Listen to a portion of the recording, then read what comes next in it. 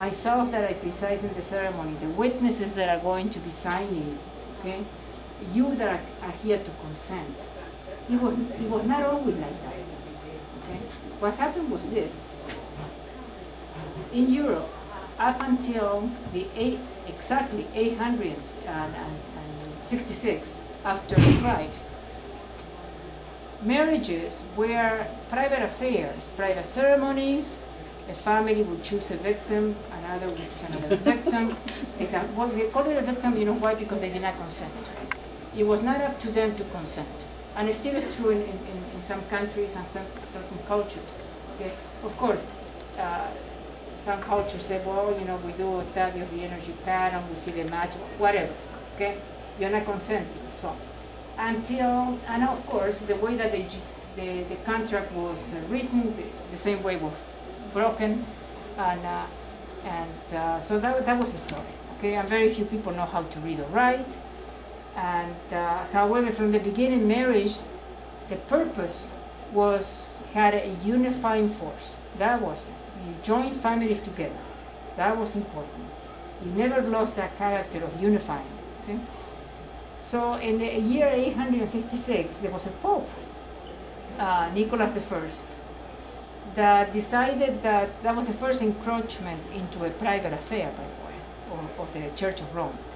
Decided that consent was important, and unless they consented, there would be no marriage. Took guts, you know, to do that, okay? But that was the way things used to be done like that. The important thing of what he did was it only gave not only the right to the man, it gave it to the woman. Woman had equal right in his view. That was remarkable in those days. Okay? And after you have, romantic love did not appear until the Middle Ages. That came as a result of the troubadours, okay? So we take that for granted. That was incorporated at that time. The year 1215, the church elevated marriage to a sacrament, okay? And after the final, and of course, the church started collecting vital statistics. That was the most important thing they did. Because to this day, we rely on the statistics. Okay, who marry, you know, where they marry, how many children they had. Those are records that were never kept because people did not know, most of them, how to write. Okay? So the educated people were the monks, okay, and the members of the organized church. And after several, remember, 866, we jump all the way to the Council of Trent of 1563. Okay, almost 7 centuries went by. And there is where everything was placed in order. They decided that it had to be two witnesses of sound character, important. They removed the private ceremony into a public one. You're supposed to have somebody presiding, a priest or a bishop. And of course you have to consent because of Nicholas I. And of course things will be written down like they began doing it around the 11th century and so forth. And in different places earlier, and so forth. So, and after this country was founded, and it took us almost 200 years to take it from the realm of the religious ceremony to make it again a civil contract, but it was not a contract anymore. It went through a metamorphosis of becoming an institution.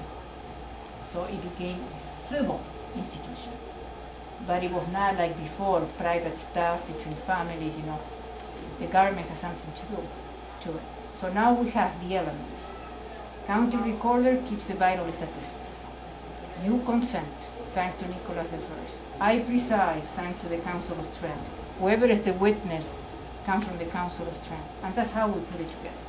Okay? And the concept of the ring did not come from the Church of Rome.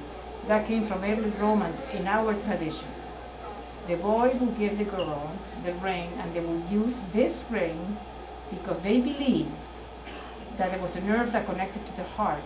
So there was something metaphysical going on. So when the boy would put the ring in the girl's hand, they will join together. That was a symbolism. Okay? And of course, it got to be of a precious metal, round shape for eternity, and it goes really fun stuff. Okay? And so that's what we are. Okay? So that's what we're doing today. Okay? And by the way, the Romans, even though they did not know anatomy, they were right. I married a chiropractor about 6 weeks ago, and he told me that it's true. In Chinese medicine, they know there is a nerve center that connects to the pericardium. So intuitive knowledge is as good or better than actual scientific knowledge sometimes. Very good. Now we're going to begin. Any questions? No. You're joining the best institution. I am telling it to you. Okay?